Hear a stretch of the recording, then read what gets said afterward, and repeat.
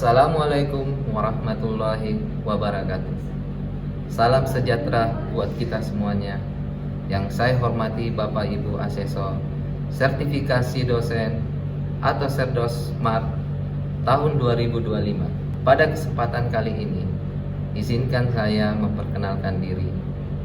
Nama saya Sahrul Mansur, SE, MM, dosen program studi manajemen, Sekolah Tinggi Ilmu Ekonomi YPUP Makassar dengan unit kerja S1. Salah satu mata kuliah yang saya ampu pada program studi tersebut yaitu mata kuliah Ekonomi Manajerial dengan bobot 3 SKS dan disampaikan melalui metode DIA, Delivery Interaction Assessment. Adapun deskripsi singkatan mata kuliah ini yaitu mata kuliah ini membahas tentang penerapan teori ekonomi makro dan mikro dalam proses pengambilan keputusan manajerial. Fokus utamanya adalah bagaimana penentu kebijakan manfaat dan konsep ekonomi untuk memecahkan masalah bisnis yang kompleks secara sistematis, rasional, dan berbasis data. Topik utamanya meliputi analisis manajerial, analisis permintaan dan penawaran, perilaku konsumen, teori produksi dan biaya, serta struktur pasar. Metode yang digunakan seperti cooperative learning dan problem based learning. Mata kuliah ini disusun untuk mengembangkan kemampuan analisis strategi mahasiswa dalam mengambil keputusan untuk menghadapi tantangan ekonomi dan bisnis secara profesional. Capaian pembelajaran lulusan atau biasa disingkat dengan CPL. A. Menunjukkan sikap bertanggung jawab atas pekerjaan di bidang keahliannya secara mandiri. B. Memahami konsep teoritis ekonomi makro dan mikro serta penerapannya dalam pengambilan keputusan manajerial. C. Mampu menganalisis masalah ekonomi dan bisnis secara kritis dan sistematis menggunakan konsep dan alat ekonomi. D. Mampu merumuskan dan mengambil keputusan strategis berdasarkan analisis ekonomi manajerial yang komprehensif. Capaian pembelajaran mata kuliah atau disingkat dengan CPMK. A. Mahasiswa mampu menunjukkan sikap bertanggung jawab secara mandiri dan menyelesaikan tugas-tugas akademik dan pekerjaan di bidang ekonomi manajerial sesuai dengan prinsip etika profesional. B. Mahasiswa mampu menjelaskan dan menerapkan konsep teoritis ekonomi makro dan mikro dan konteks pengambilan keputusan manajerial secara relevan dan aplikatif. C. Mahasiswa mampu menganalisis permasalahan ekonomi dan bisnis secara kritis dan sistematis dengan menggunakan teori serta alat analisis ekonomi yang tepat. D. Mahasiswa mampu merumuskan dan mengambil keputusan strategis berbasis analisis ekonomi manajerial secara menyeluruh untuk menjawab tantangan organisasi dan pasar. Pokok pembahasan: A. Ruang lingkup ekonomi manajerial. B. Teknik analisis manajerial. C. Analisis permintaan dan penawaran. D. Estimasi permintaan. E. Perilaku konsumen. F. Analisis produksi. G. Analisis biaya. H. Struktur pasar dan penentuan pasar. Referensi yang saya gunakan ada 2 buku, yaitu referensi yang digunakan Lincoln Arshad menggabungkan teori ekonomi mikro dengan manajemen serta dilengkapi dengan alat tulis bantu seperti statistik dan ekometri. Yang kedua, Dominic Salvatore, perpaduan teori ekonomi dan kemampuan analisis keputusan untuk mencapai tujuan perusahaan secara efektif dan efisien. Aspek penilaian saya terhadap mahasiswa, yang pertama, kehadiran 15%, yang kedua, tugas individu 15%, yang ketiga, tugas kelompok 10%, keempat, UTS, ujian tengah semester 30%, kelima, UAS, ujian akhir semester 30%. Itulah tadi pemaparan tentang mata kuliah yang saya ampu. Selanjutnya, marilah kita saksikan contoh video suasana pembelajaran yang dilakukan secara offline atau luring di dalam kelas. Assalamualaikum warahmatullahi wabarakatuh. Waalaikumsalam warahmatullahi wabarakatuh. Gimana kabarnya semuanya? Baik. Alhamdulillah. Sebelum Bapak mulai mata kuliah ekonomi manajerial, sebelum kita mulai mata kuliah ini, mari kita berdoa sesuai dengan agama kita masing-masing. Doa dimulai.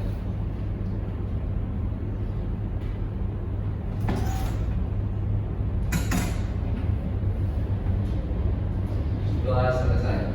Oke, di sini Bapak akan menjelaskan mata kuliah ekonomi manajerial tentang perilaku konsumen, di mana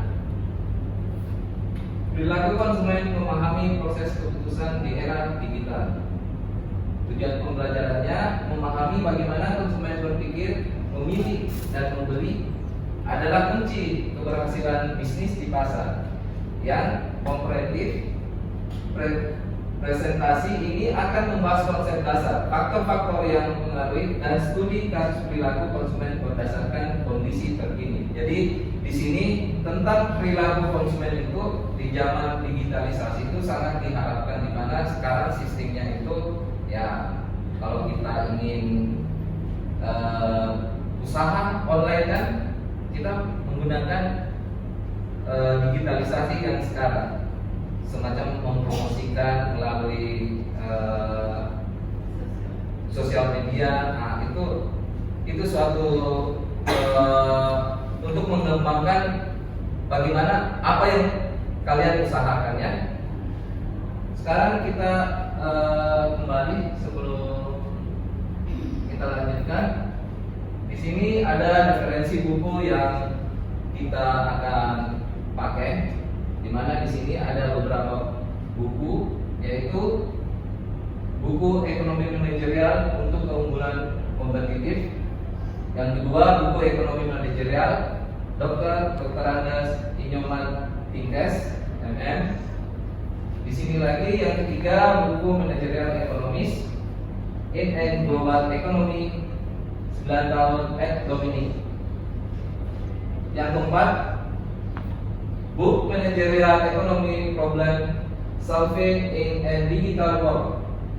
Jadi di sini yang kelima lagi ada jurnal analysis of influence of brand image. Jadi di sini ada beberapa referensi buku yang kita akan pelajari ya. Oke, kita lanjutkan sebelum kita tanya jawab. Di sini pentingnya memahami perilaku konsumen. Perilaku konsumen merupakan proses melibatkan individu atau kelompok dalam memilih, membeli, dan menggunakan produk atau jasa untuk memenuhi kebutuhan dan keinginan mereka. Memahami perilaku konsumen memberikan keunggulan strategis bagi perusahaan dan pembuatan kebijakan. Jadi di sini ada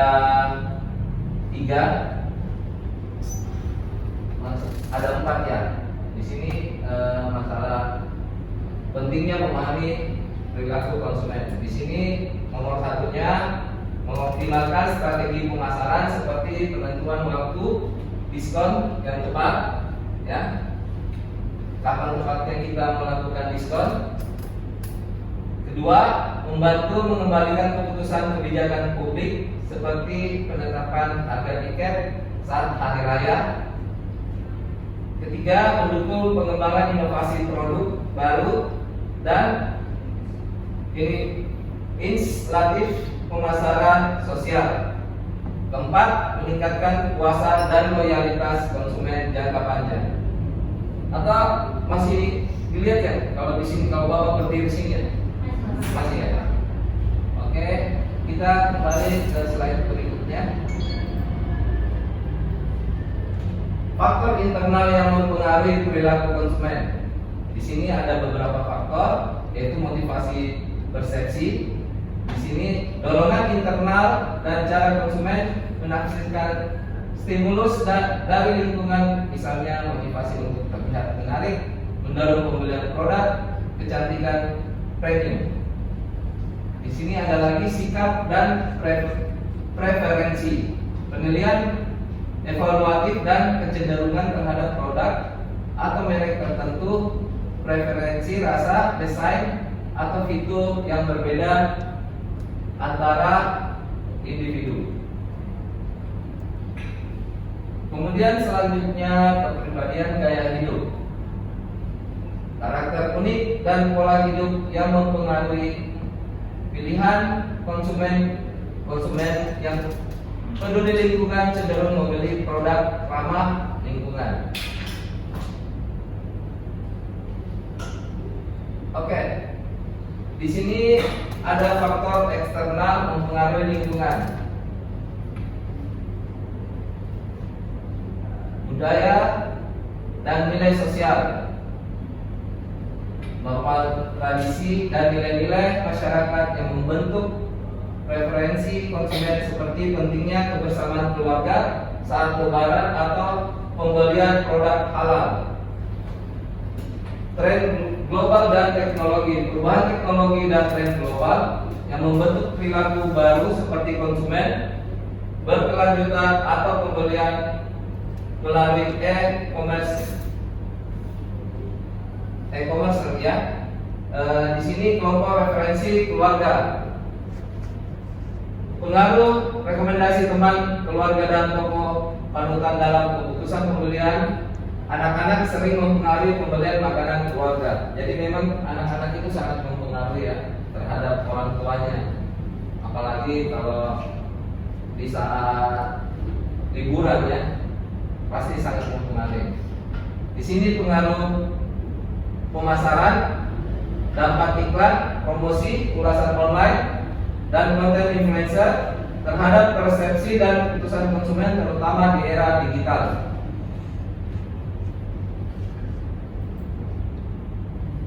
Sini kesimpulan implikasi bisnis.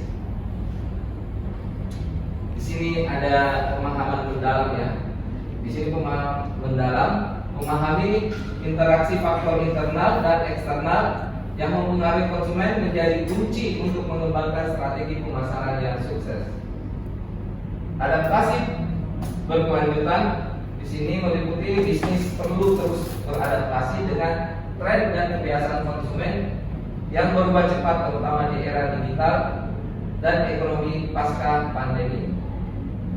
Strategi berbasis data, studi kasus aktual harus menjadi dasar untuk inovasi produk dan pengembangan strategi komunikasi yang efektif dan relevan dengan target pasar. Yang selanjutnya, ya, di sini studi kasus perilaku konsumen Indonesia saat ini. Perilaku eliminasi pada produk skincare. Nah, ini apalagi di sini rata-rata wanita ya.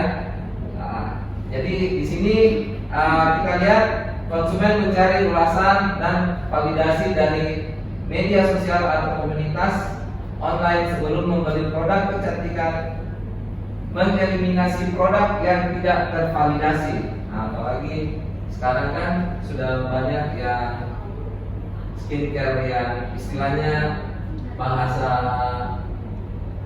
kesehariannya itu istilahnya abang-abang, ya kan? Oke. Di sini eksplorasi coffee shop dan brand baru. Konsumen urban aktif mencoba coffee shop dan merek baru karena kebosanan dan keinginan untuk menemukan pengalaman berbeda didorong konten Instagram dan TikTok. Di sini lagi ada pembelian berbasis kebiasaan. Untuk kebutuhan pokok, konsumen sering membeli berdasarkan kebiasaan tanpa memperhatikan merek, terutama saat inflasi meningkat. Jadi di sini anak-anakku sekalian atau adik-adikku sekalian, mungkin tadi penjelasan Bapak ada mungkin yang mengganjal di pikiran, siapa tahu ada yang mau bertanya, karena sistem pertanyaan Bapak itu di sini tanya jawab di antara kalian dulu antar mahasiswa, karena penilaian Bapak untuk menilai mahasiswa itu seperti itu ya, keaktifan di dalam kelas untuk pertanyaannya. Jadi siapa tahu ada yang mau ditanyakan di sini, saya persilakan. Oke, saya persilakan, siapa? Sebutkan nama dan linknya. Silakan. Yang bertanya berdiri ya. Ya, silakan. Terima kasih atas kesempatan yang telah diberikan kepada anak saya. Mungkin saya akan bertanya pada slide pertama, Pak. Ya, silakan. Yang pertama, Pak. Ya. Oh, ya, konsumen. Ya, Ya, di sorry. sini ada memahami bagaimana konsumen berpikir, memilih dan membeli adalah kunci keberhasilan bisnis di pasar yang kompetitif. Nah, pertanyaan saya itu mengapa memahami perilaku konsumen menjadi kunci keberhasilan bisnis di pasar yang kompetitif? Oke. Di sini Bapak sudah dari awal bilang keaktifan kalian dari penilaian Bapak. Jadi nanti siapa tahu ada yang mau menjawab juga, mahasiswa silakan ya, karena nanti Bapak siapa? Ya, silakan. Sebutkan nama ya sama linknya. Terima kasih atas kesempatannya. Perkenalkan, nama saya India Rahmatina. Izinkan saya menjawab pertanyaan dari saudari Fani. Mengapa memahami perilaku konsumen menjadi kunci keberhasilan bisnis di pasar kompetitif? Yang pertama itu menyesuaikan produk dengan kebutuhan konsumen. Dengan memahami perilaku konsumen, perusahaan dapat menciptakan produk atau jasa yang sesuai dengan keinginan. Dan yang kedua itu meningkatkan kepuasan dan loyalitas pelanggan. Ketika bisnis memahami cara berpikir, selera dan kebiasaan pembeli konsumen. Dan yang ketiga itu menentukan strategi pemasaran yang tepat. Pengetahuan tentang perilaku konsumen membantu perusahaan memilih strategi, promosi, harga dan distribusi yang paling efektif untuk segmen pasar tertentu. Terima kasih. Bagaimana, saudari? Ya, Pak. Jadi yang ditanyakan tadi masalah perilaku konsumen ya. Jadi kita melihat dulu situasinya, konsumennya seperti apa. Karena konsumen itu kadang ada yang rasa puasnya itu sudah mencoba, kadang cuma begini. Apalagi kalau minuman, cuma begini rasanya. Akhirnya biasa ditanya senang apa tidak, cuma biasa aja. Perilaku konsumen kan kita tidak bisa tahu, ya kan? Rasa istilahnya rasa moodnya terhadap makanan atau minuman itu kita tidak tahu. Ada hari ini mau makan seumpamanya ini nasi goreng, tidak mungkin seterus-terusnya itu makan nasi goreng. Makanya sekarang itu banyak di restoran-restoran itu dengan varian-varian yang berbeda ya. Kadang nasi goreng kecap, nasi goreng pedas, dia campur pakai telur. Kadang ada baksonya lagi, ya kan? Nah, jadi itu sangat perlu juga namanya varian-varian di dalam berbisnis makanan atau minuman. Bisa dibantu? Terima kasih, Pak. Ada yang mau bertanya lagi? Oke, silakan. Ya, baik, terima kasih atas jawabannya. Di sini saya akan tanyakan, sebelumnya saya perkenalkan nama saya Syaruni. Di sini saya akan menanyakan di slide keempat, Pak. Tentang faktor internal yang mempengaruhi perilaku konsumen. Oke. Saya tanyakan, mengapa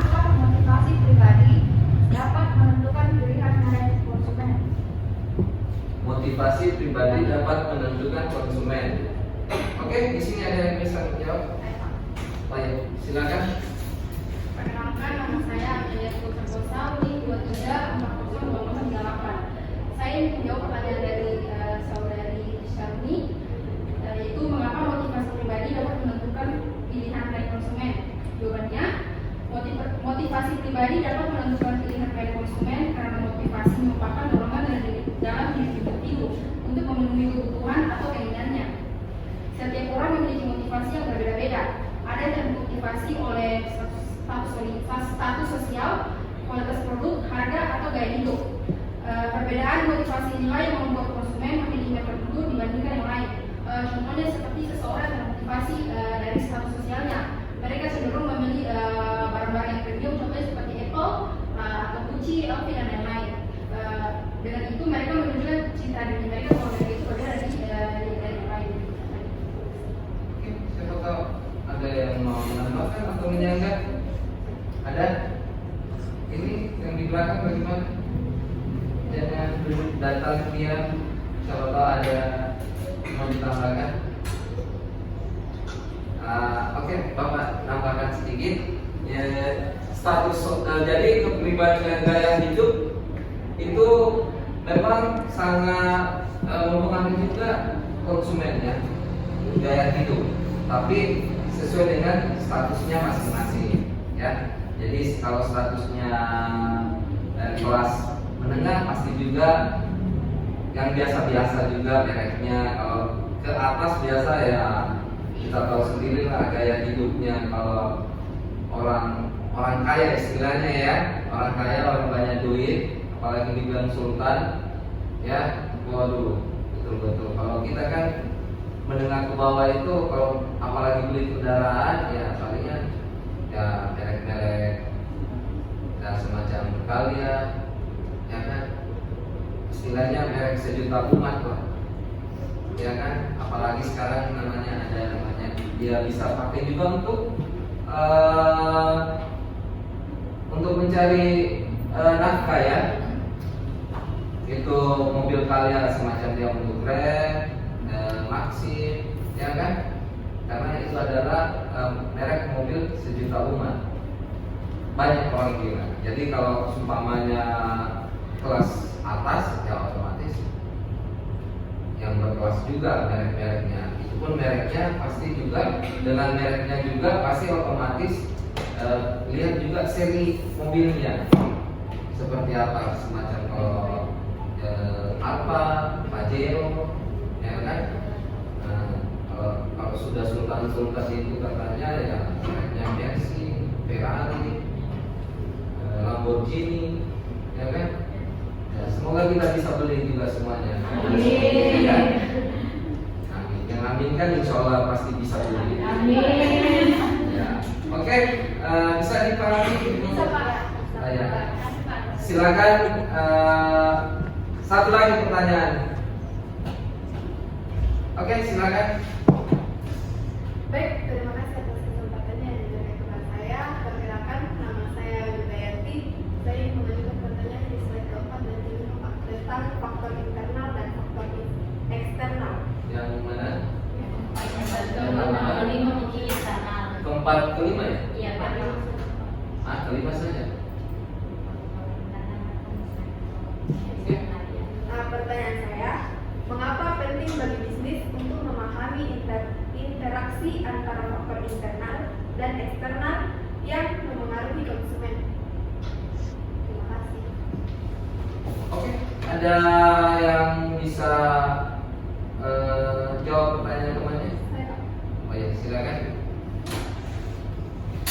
Terima kasih atas kesempatannya. Perkenalkan, nama saya Windra Risu, NIM saya 23402029. Izin menjawab, karena mengidentifikasi kebutuhan konsumen. Dengan memahami faktor internal dan eksternal, bisnis dapat mengidentifikasi kebutuhan dan keinginan konsumen secara akurat. Yang kedua, mengembangkan strategi pemasaran yang efektif dan meningkatkan kepuasan konsumen. Terima kasih. Ya, yang masalah sangat penting dalam masalah eksternalnya itu kan di dalam, ya kan. Eksternalnya itu kepuasan konsumen bagaimana kita itu di dalam menghasilkan suatu produk itu harus kita memahami sesama teman di dalam mempromosikan suatu barang ya. Karena pelanggan itu kita sopan pasti dia senang, pasti juga banyak yang datang ya. Jadi bagaimana nanti kalau kita eksternalnya keluarnya itu ya, eksternalnya itu seperti konsumen ya, eksternalnya. Kalau internalnya kan antara kita sesama teman begitu di dalam perusahaan ya kan. Tapi bagaimana untuk keluarnya ya, jadi bagaimana apalagi suatu produk itu bagaimana konsumen itu bisa supaya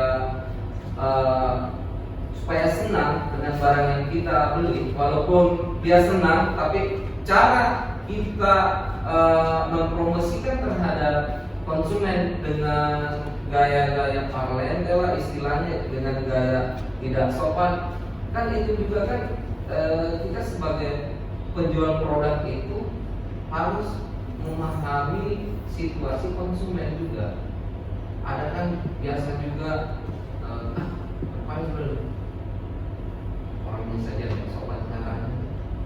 Ya, walaupun kamu dibilang cantik, ganteng, apa bagaimana mempromosikan barang, tapi kalau tidak ada etika dan sopan santun di dalam berbicara di saat mempromosikan, pasti juga konsumen kita kan sifatnya konsumen kan kita tidak tahu kan seperti apa kan. Ya, itu ya. Siapa tadi yang bertanya? Oh, iya. Makasih ya.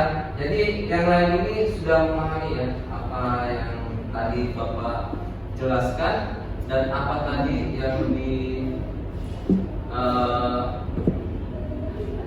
Bapak yang jelaskan dan apa tadi lagi yang ditanya sama teman-temannya dan dijawab oleh teman-temannya. Jadi untuk hari ini makasih ya semuanya ya. Mungkin sampai di sini. Insya Allah minggu depan pertemuan selanjutnya kita masuki lagi dengan judul yang berbeda minggu depan ya. Insya Allah. Makasih untuk hari ini. Bapak tutup dengan ucapan Assalamualaikum warahmatullahi wabarakatuh dan selamat siang. Waalaikumsalam warahmatullahi wabarakatuh. Itulah tadi video pernyataan diri dosen dalam unjuk kerja Tridharma Perguruan Tinggi atau PDD UKTPT dalam bidang pengajaran yang dibuat sebagai salah satu persyaratan mengikuti sertifikasi dosen atau Serdos Mart 2025. Assalamualaikum warahmatullahi wabarakatuh.